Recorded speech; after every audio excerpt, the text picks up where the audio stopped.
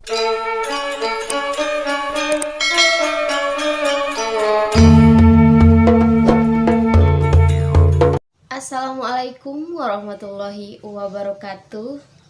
Sampurasun. Wilujeng enjing sadayana. Kumaha kabarna? Damang.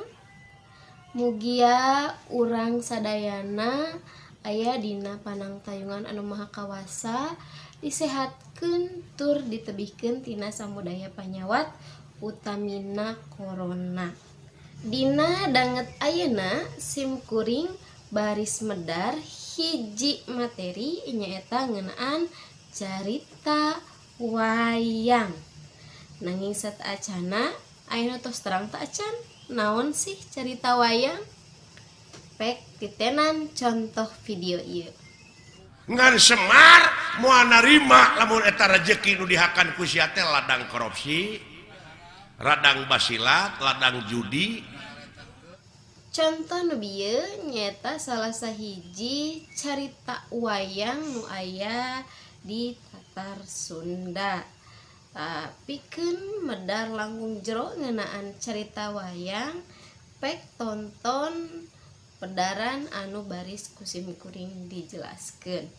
Nanging sataacana simkuring umajak yuk urang teken heula tombol like tur subscribe-na. Tur nuhun. Medar perkara carita wayang. Sataacan urang ngabahas langkung jero naon carita wayang, urang aos heula naon nu jadi tujuan pangajaran dina materi carita wayang. Nu kahiji, siswa ngaregepkeun carita wayang pikeun maham kana teks carita wayang.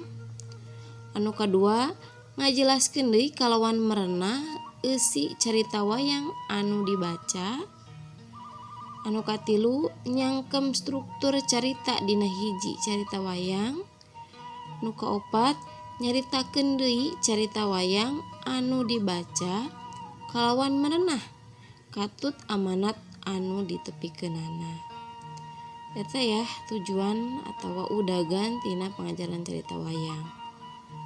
Salajengna dina medar carita wayang kusim kuring dibagi-bagi heula aya nu disebat wangenan carita wayang, aya sumber carita wayang, aya rupa-rupa wayang, sareng unsur carita wayang.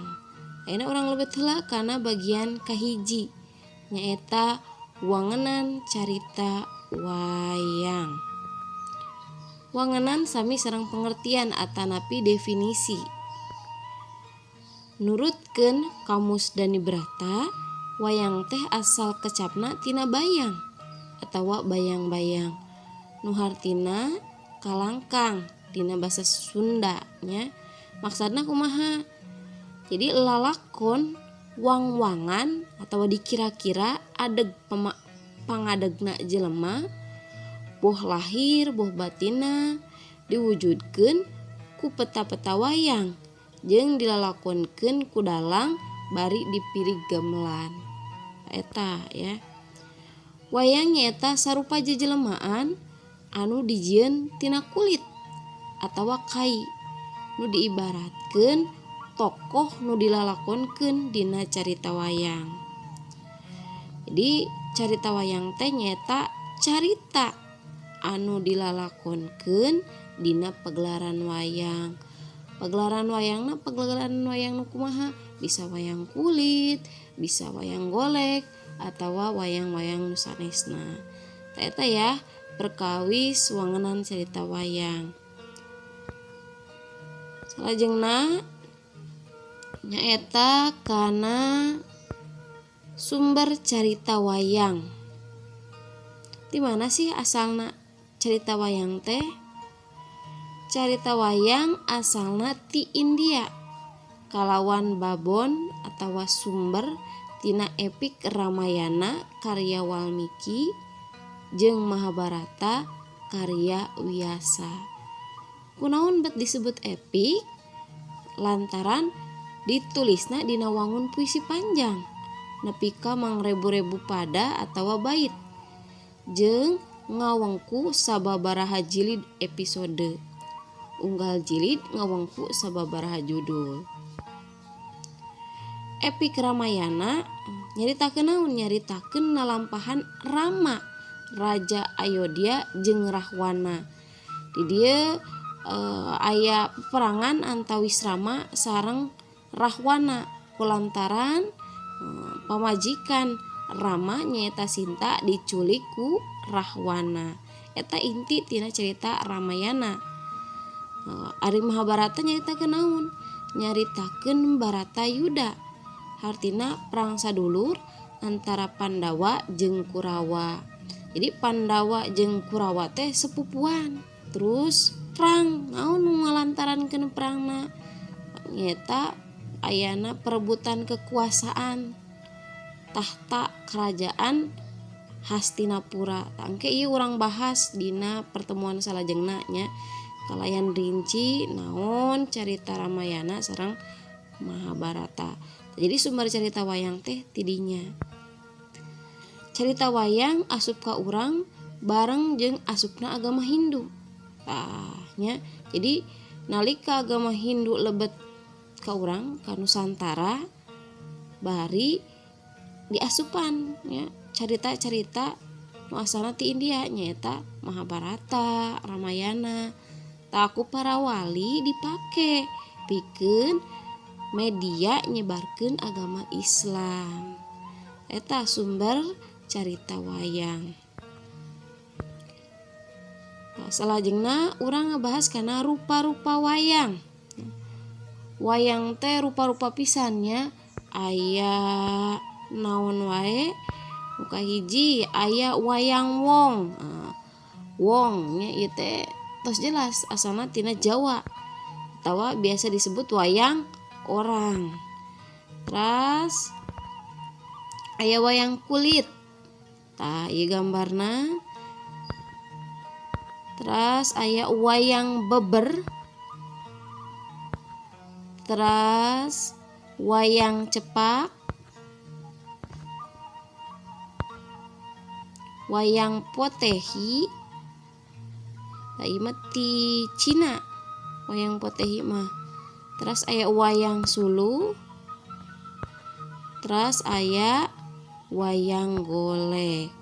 Saleresna salian ti nu 7 ieu masih kena seueur nya rupa-rupa wayang nanging nu baris dibahas dina pertemuan ieu mung 7. Wayang wong. Wayang wong atawa wayang orang nyaeta wayang nu dipaenkeun ku cara ngagunakeun jalma minangka tokoh dina carita wayangna. Jadi tokoh-tokoh dina carita wayang teh dilalakonkeun ku jalma. Jalma eta teh seolah-olah jadi wayang. Ieu tina aksesorisna, kostumna ya, seolah-olah siga wayang. Wayang orang diciptakeun ku Sultan Hamengkurat tahun 1730 hiji. Terus aya wayang kulit. Di Jawa Tengah jeung Timur, wayang kulit mangrupa jenis wayang anu pang dipikasohor. Jadi wayang ieu mah ya, bentukna teh pipih. Dijieuna tina kulit munding atawa domba. Leungeun jeung sukuna bisa digerakkeun. Biasana wayang kulit mah nyaritakeun lalakon Mahabharata jeung Ramayana. Terus aya wayang beber. Wayang beber nyata salah sahiji jenis wayang anu unik. Dingaranan wayang beber teh alatan teknik pintonan kalayan ngabeber atawa ngagelar gambar-gambar dina gulungan kain atawa lawon. Jadi dina wayang beber mah lain ngagunakeun wayang siga wayang kulit nya hiji-hiji tapi digambar dina gulungan kain. Tangke gulungan kain eta nu jadi wayang tuluy dicaritakeun. Ta wayang beber beda sareng wayang cepak. Wayang cepak atawa wayang papak nyaeta jenis kesenian wayang nu mekar di wilayah Cirebon. Bentuk wayang cepak mah meh hampir mirip jeung wayang golek Sunda. Wayang cepak miboga bentuk mahkota atawa sirah. Dina bahasa Cirebon disebut cepak. Carita anu dipentaskeunna nyaeta carita-carita muslim ti Arab karangan Amir Hamzah atawa carita kerajaan Hindu seperti Panji jeung carita Babad. Eta wayang cepak. Terus aya wayang potehi. Wayang potehi nyaeta salah sahiji jenis wayang khas Tionghoa. Nu asalna ti Tiongkok bagian selatan. Wayang potehi teh wayang nu asalna ti Cina nya. Ieu kasenian ku perantau etnis Tionghoa disebarkeun di wilayah Nusantara. Wayang potehi teh wayang boneka anu dijieunna tina kain. Jadi ieu mah sileungeun dalang teh diasupkeun kana wayang. Ningke digerak-gerakkeunna ku leungeun si dalang. Terus aya wayang suluh. Wayang suluh nyaeta wayang anu dijieunna tina kulit jeung bentukna jiga manusia biasa. Tokoh wayangna nyokot dina kahirupan sapopoe. Contona lurah, bapak haji, ibu guru, bapak guru jeung rea-rea deui nya. Jadi wayang suluh mah emang ieu wayang anu lahir kabeh dinakeun. Tokoh-tokohna lain nyokot-nyokot ti cerita Mahabharata atau Ramayana, tapi tokoh-tokoh nu aya di lingkungan orang sapopoe. Tuluy diwujudkeun oge digambarkeun oge bentukna sami percis jiga jelema. Gak kitu eta wayang suluh. Terus anu terakhir aya wayang golek. Nah, cung di dieu saha anu sering nonton wayang golek? Aya teu? Wah ya, ulah nonton wae TikToknya. Coba sakali-kali nonton wayang golek lantaran ieu salah sahiji warisannya, warisan budaya anu aya di Tatar Sunda. Wayang golek nyata wayang anu dijieunna tina kai. Wayang mangrupa bentuk teater rakyat anu populer pisan. Masyarakat mindeng ngahubungkeun kecap wayang jeung bayang dumasar pintonan wayang kulit nu mintonkeun hirupna bayangan atawa kalangkang dina layar. Di wewengkon Tatar Sunda wayang teh populer pisan nya. Salah sahiji tokoh anu pang populerna nyaeta tokoh Cepot atawa Astra Jingga. Pintonan wayang dimainkeun ku dalang. Jadi dalang teh nu mimpin pintonan sakaligus nu ngalagukeun suluk, nyorakeun antawacana, ngatur gamelan, ngatur lagu jeung sajabana. Unsur-unsur carita wayang. Unsur cerita wayang teh kabagi jadi genep. Aya jejer, palaku, latar, galur, puseur sawangan, sareng amanat.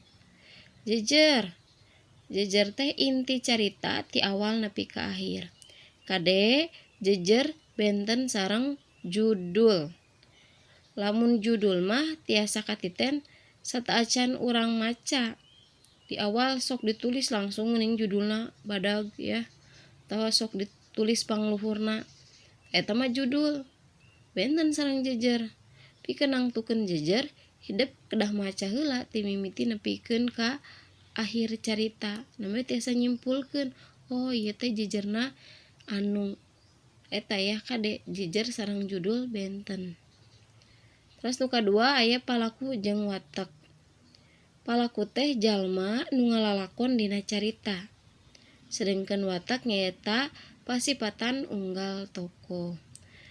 Jadi dina carita wayang pasti aya palaku di jerona. Palakuna bisa palaku utama, bisa palaku tambahan. Palaku utama eta palaku anu paling sering diceritakan atau anu miboga lalakon. Sedangkan ai palaku tambahan mah anu ngalengkepan palaku utama, bisa lawana, bisa babaturana ya, atawa sahana ya. Dina cerita wayang ya, palaku-palakuna sok seueur pisan. Unggal palaku-palaku dina cerita wayang teh miboga watek atau pasipatan.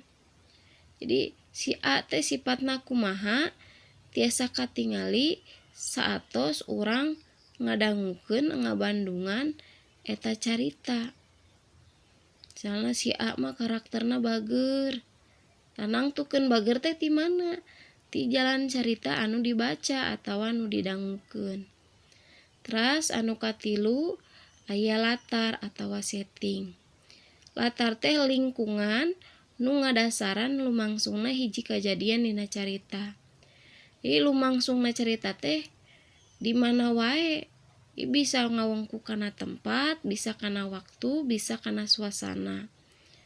Tempat di mana wae kajadianana tempatna. Bisa di karajaan, bisa di leuweung. Ari waktu, waktuna biasana kana wayah. Wayah kumaha? Bisa sore, bisa peuting, bisa beurang. Terus suasana nu karasa ku urang nalika maca eta carita wayang teh kumaha? Keung atau pi kabungaheun atau pi sediheun eta suasana.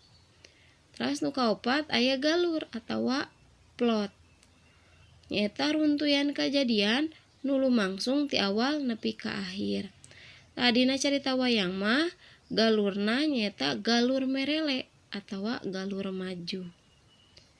Terus nu kalima aya puser sawangan. Puser sawangan teh tilikan carita. Jadi tilikan carita atau puser sawangan dina carita wayang mah estuning ku dalang. Kulantaran dalang anu ngabacakeun atau anu nyaritakeun carita dina wayang. Nantak sok disebutna gaya ngadalang. Terus nu terakhir aya amanat. Amanat nyata pesen nu hayang ditepikeun pangarang ngaliwatan carita. Jadi unggal carita dina wayang teh henteu ngan saukur ngahibur wungkul, tapi aya pesen moral anu rek didugikeun ku pangarang ngaliwatan eta carita wayang. Oke, eta anu kalebet kana unsur-unsur carita wayang. Iya anu nembe kusim kuring didugikeun teh tiasa masihan ilmu enggal pikeun urang sarerea ya, khususna dina materi carita wayang. Hatur nuhun kanu parantos nongton ieu video ngeunaan carita wayang. Kanggo materi carita wayang salajengna baris dipedar dina video salajengna.